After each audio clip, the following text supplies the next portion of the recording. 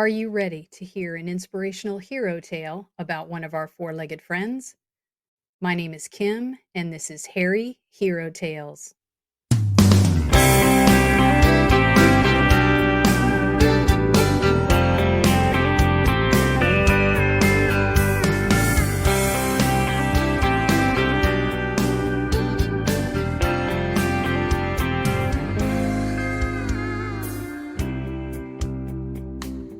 Welcome to episode 10 of Harry Hero Tales, Animals to the Rescue.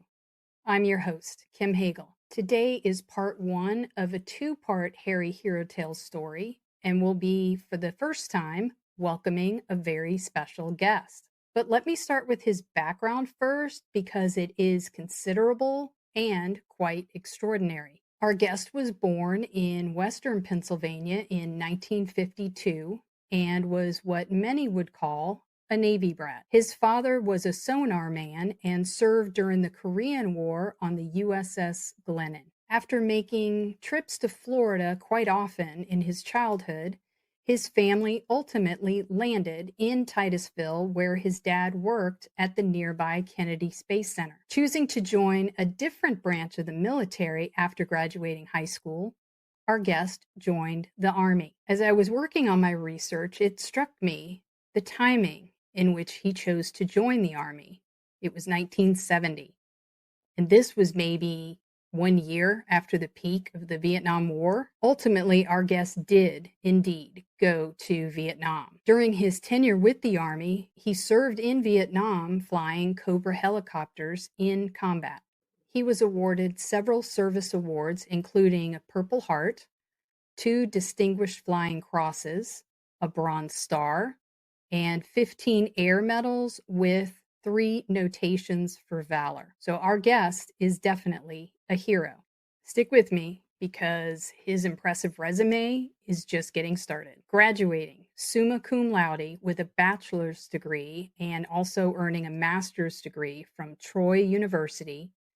And all of this he did while still in the Army as a trainer and a writer of instruction manuals for helicopters. He later earned a law degree from Florida State University in 1980. Are you impressed yet?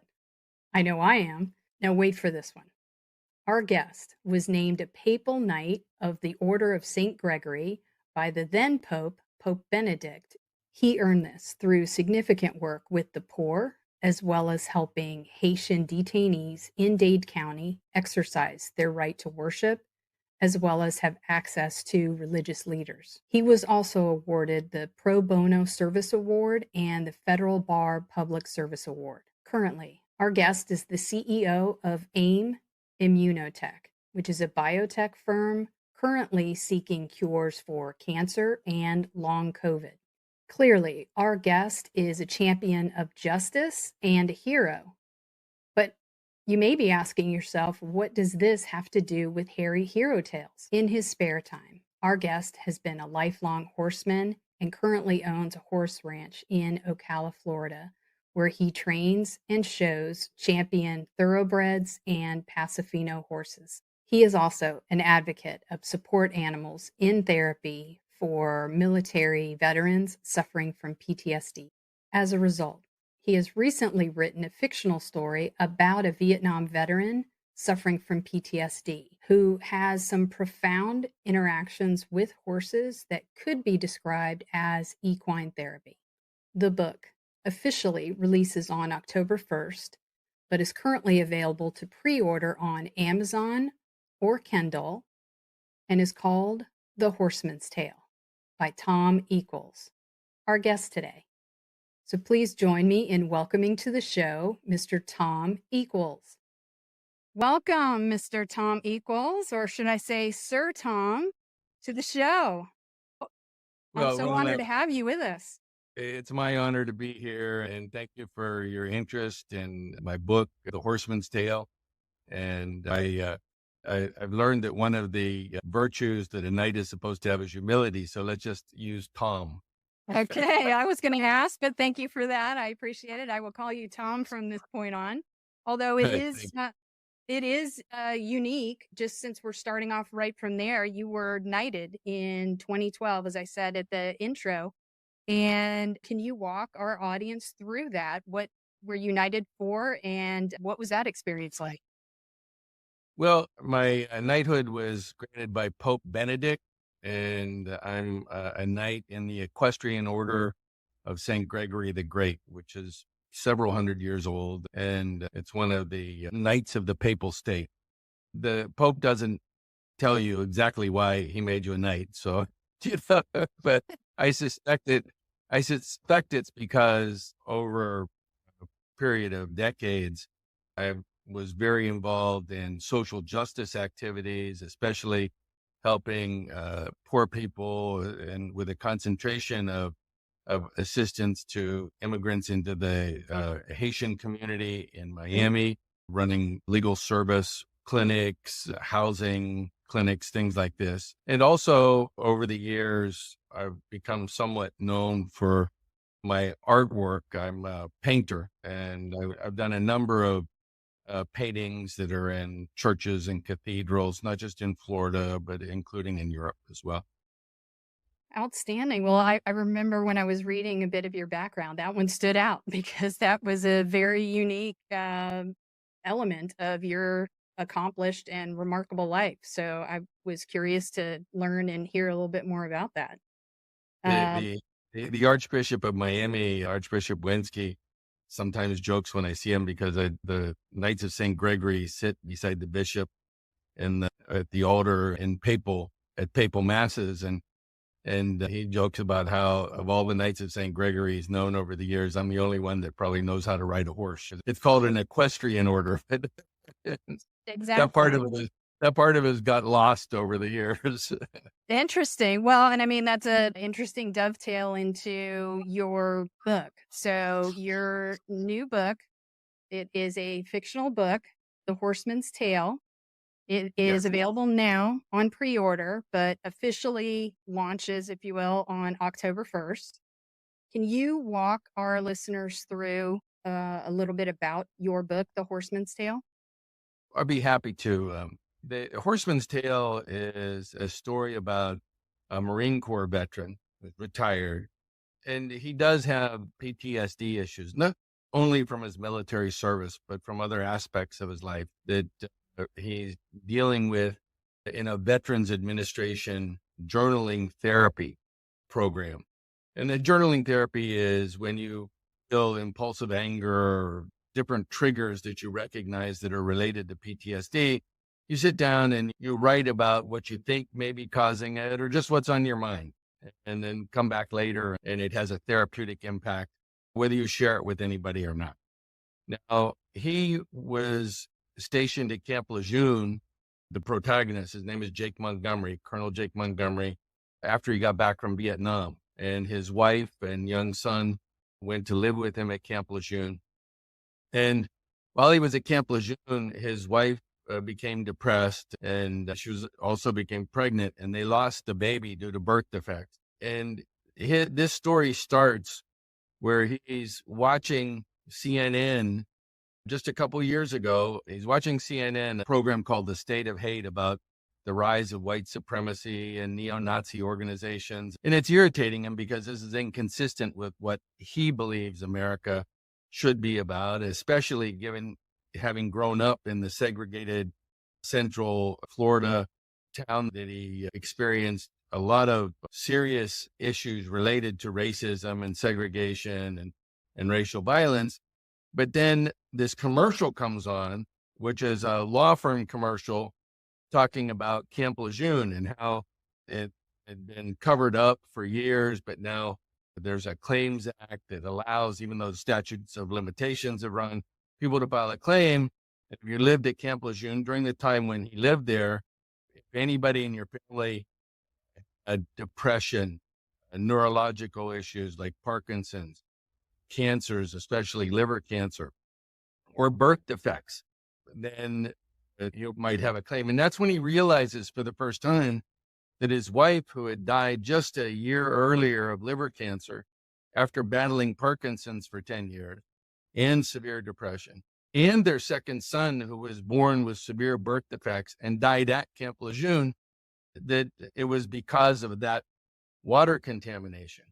And he blames himself because I brought them there, and he explodes in anger, but then collects himself. He's by himself, and he collects himself and then begins to write. And this novel takes place in that 6 or 7 hours in the evening, where he just bears his soul. And it in the epigraph is, I translated in a very ancient Spanish poem, and even if you speak Spanish, it's hard to understand the poem because it was written much at the same time as the Canterbury Tales were written. We probably all had to read those in high school or college literature and Old English, and you're looking at that, I don't know what that means. I don't think I read it successfully, but yes, I know what you mean.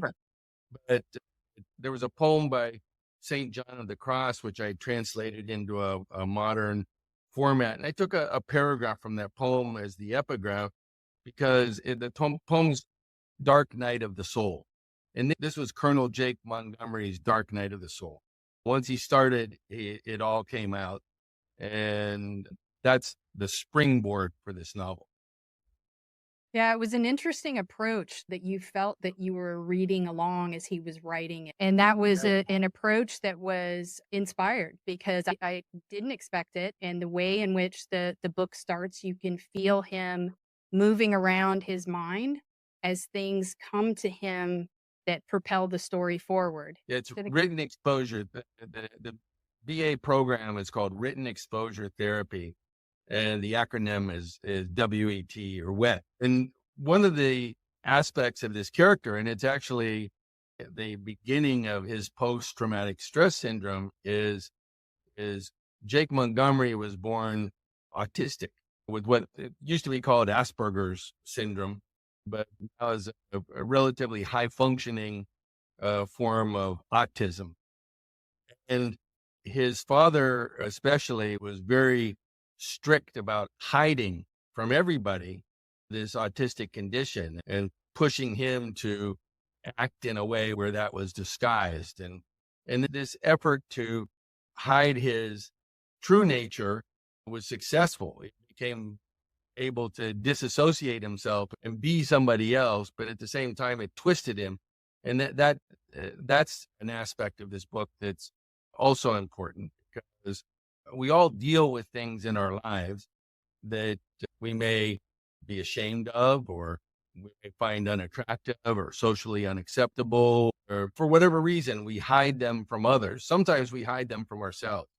So a lot of this book is a psychologically peeling an onion layer by layer, and the journaling therapy allows us to do that with Jake Montgomery's psyche. Well, yes, it propels the story forward. And as I was saying, it may not necessarily always be in a linear fashion, but you weave it together in a way that you go back quickly to, as his mind is when he's journaling, you go back quickly to tell a story from maybe in the past that's absolutely relevant to where you are in the story to then move it even farther forward. So I thought it was a compelling technique. It wasn't what I expected when I first started reading it, but I found it an interesting way to understand Jake and really get into his story and interest in what's going to happen next. I did have a question that I wanted to ask. So you were in the United States Army. Your father... That's right, it's fiction, and everybody wants to be a Marine. Well, so your father was in the Navy in World War II. You were in the Army in combat and are a decorated Vietnam veteran, and your main character is a Marine. I'm just curious, can you tell our audience a little bit why you made that choice? Well, I probably could. I know a lot of Marines, and I wasn't without a factual basis for I think I'm an authentic character, but if the protagonist was an Army Cobra gunship pilot fighting in Vietnam, the line between fiction and reality would start to get blurred. So I flew 300 combat missions in Vietnam and very familiar with the stresses of combat and the impact that the loss of friends and loved ones in a combat environment can. The idea that you're waking up at 5:30 every morning, knowing that you're going to get a mission briefing to go someplace where people are going to be shooting at you, you're going to be shooting at them. That's a stressor in and of itself. So that was a 1 year period of mine I was very grateful to have survived. And I think I brought a lot of that into this character, this fictional character, but I tried to tap into what I've seen in myself and friends that I have that were Vietnam veterans, and how the violence and the fear and the risk of death and those issues, the separation from loved ones for extended periods, those issues affected veterans after the fact. Right. So, but there are other critically important, and it's a huge dynamic. Obviously, his experience during the war and is a big part of his journaling and the stories that he tells, and probably a trigger for his anger. But there are stories in his past and childhood and later that also need, I think, some PTSD therapy. So one question that I have about that is he grows up around horses. His family, their business is around horses. And so he had skill sets around that he, I think, benefited from, that you explored throughout the book. Can you tell us a little bit about that background and what influence you think that had on your main character, Jake? Well, I've been around horses since I was a little boy, and my family's always had horses. And so I have familiarity with that milieu of horse farming and horse racing and horse shows and horse training. And one of the things that I've learned over the years in my work with horses is that, especially those horses that have been my horse over the years, is there's a deep relationship that can evolve between humans and horses that is very meaningful, very loving, and often therapeutic. And that's because horses are extremely empathetic animals. Their empathy IQ, I believe, is much higher than most people's. And when I talk about empathy, what I'm talking about is they can sense what you're feeling. It's not just sense it, they feel what you're feeling.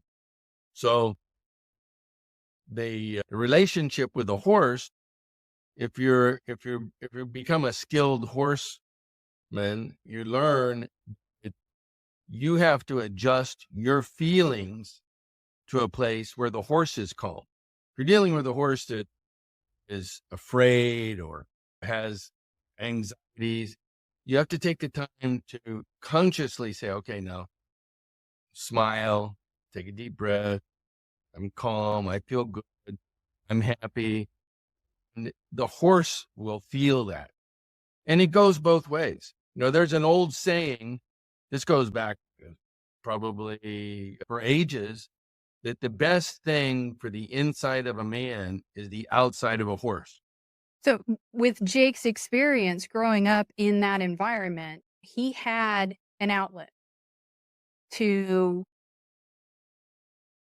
work through any issues or calm down, if when he was a child, if something was going on, whether it be in school or with a bully or outside of that, witnessing some of the things that he did on the farm during what was then segregated South growing up.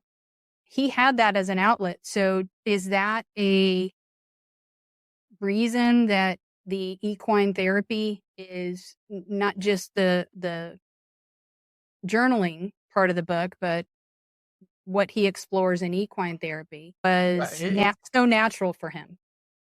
Well, it is natural for him, and it's the equine therapy as it applies to the protagonist, Jake, is not described as equine therapy because in the book sort of touches on this because he's with horses all the time. Right. And so he's getting those benefits before he even knew there was such a thing as equine therapy. But now one of the things that he does in the course of this book, it deals with rescuing horses and also providing riding for children in the community. And that's based upon very well-known equine therapy aspects of equine therapy with children with autism. And I personally have helped children with autism to ride and experience the spirit of the horse and the joy of the horse. And it's mentioned in the book. I imported this element from my life into the book where, you see a child that maybe been locked in a sort of a freeze loop for who knows how long, for the light up and smile and everything relaxes. And I've seen parents, when they see that, start to cry because these are things that we don't have a cure for. So it always brings great joy to me when a horse, and I had a horse that was especially good with that. And so is the one thing that's only semi-fictional in this book is a number of these horses are based upon real horse characters that I've had during the course of my 70-some years. So I've been through a few horses over 70 years, and a lot of them were very good friends. So on the cover of the book, there's a description about a, quote, special horse. Can you explore any background? What makes the horse special? And is there a true story behind that horse? Well, there's a horse in the book named Shiloh. And I had Shiloh from the time he was a baby till the time he passed at about 22 years old. And Shiloh was a gentle giant. He was a big spotted saddle horse. And he was a horse that helped me a lot. And I spent a lot of my recreational time with him, and just because it made me feel good, and I think made him feel good too. We had a good bond. But also, he was the kind of horse where you could put young children on him, and he sensed that he was there to help and never a wrong move and always very loving. So he had a bit of a fan club over the years. And this book started the novel with me actually. I was sitting in my recliner watching CNN, and this commercial came on about Camp Lejeune. And I said, that would make a great way to put this story that I had been working on into the format of a novel. But when Shiloh died, it's been about years ago now, a while after he died, I sat down and wrote a story about Shiloh. But anyway, and it helps me sometimes to write because his loss was bothering me. So a little bit like journaling therapy, I sat down and I wrote about it. And one of my friends read the story, said, "This is a great story. You should turn it into a novel." And so I wrote about a couple other horses that, but they weren't really connected together until I got this inspiration to write about this Marine whose family's been damaged by the Camp Lejeune situation. So he can go through these things in his life in a way that allows it to all come together, but in a short period of time. The story of Shiloh was the foundation for what became this novel. So would you define Shiloh as a hero to Jake? Well, yeah, Shiloh was like a best friend to Jake, and Shiloh was a guide to Jake in the book, and as he was as my horse Shiloh was to me. I learned things from Shiloh.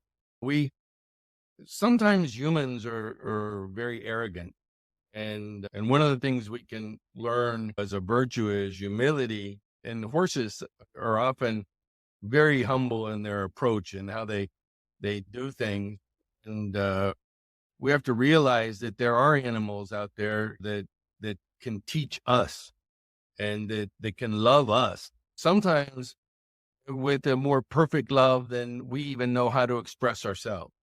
So I tried to bring that I learned from Shiloh into the book, not just with the character of Shiloh in the book, but in all of the stories. There are elements of virtue like love, forgiveness, and compassion, and acceptance that are built into the story. So I do want to ask, there were some choices in the book that caught me by surprise and ways in which Jake responded to certain stimuli. If you would like to answer why you made the choices that you made.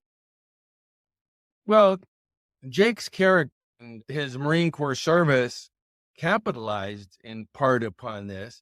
Jake's character is one of a fighter, and the book ties back to a fictional heritage that goes back to the English Normans, who were Vikings, and berserkers, and the berserker warrior. And so in that character, I've portrayed Jake as having this berserker gene where he has the capacity for great and tremendous violence. And it's a capacity that in a war can serve somebody very well. It's something that in peacetime may be difficult to control, but he learns to control it when this drunk driver massacres his parents and in a horrific accident, and he has a history of prior deaths due to being intoxicated with not just with alcohol but also with drugs. Jake moves into that space as where his desire to seek justice is overwhelmed by this violent berserker urge, and giving into that also brings back PTSD issues that he thought he had gotten away from. So I had a reading group with the book, and one of the ladies that was a part of the reading group, and then this particular part of the book, she said, gave her a nightmare. So I did not see that coming. I'll be honest. That was a choice that I wanted to ask you about, because it isn't at the beginning of the book. It isn't the traditional arc of starting there and where it would end that I was anticipating. Just as a note, I do study horse cultures and everything. And so the framework around that I won't go into the episode because people, I don't want to be, Right. taking the drama away, but it's very much based upon the traditional Mongol method of punishment.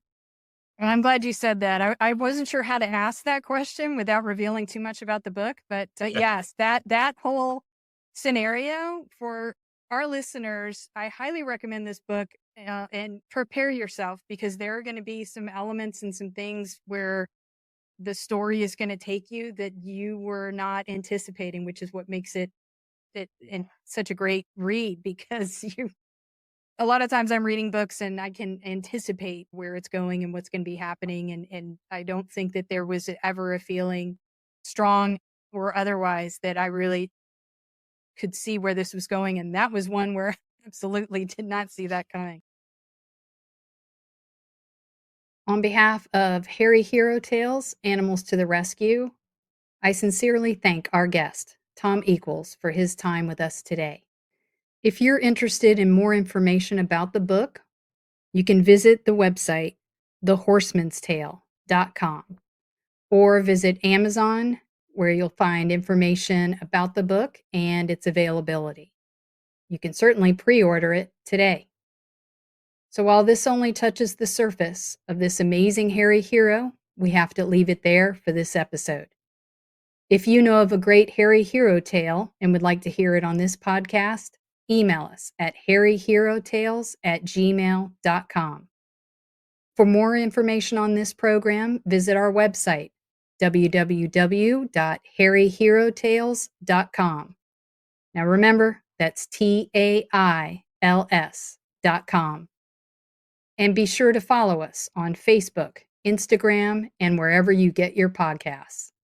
This is a Southpaw Productions podcast, edited, produced, and hosted by me, Kim Hagel. Opening and closing music is provided by Mary Selvage. Be sure to follow her on Instagram at Selvage613 for her live show schedule, and check out her complete catalog of music available on Spotify, Apple Music, and more. And remember, there are hairy, four-legged heroes all around us. Who knows? You might even adopt one. I've adopted many little heroes from some amazing animal rescue organizations, and I've featured 2 on my website. the All-American Dachshund Rescue, and the French Bulldog Rescue Network. If you are looking to rescue your next hero or would like to help with transport or financial support, I highly recommend both of these organizations. Neither are affiliated with this program in any way, but they both have my sincere gratitude and support. Thank you to all of the heroes of the world, and a special shout out for hairy heroes everywhere.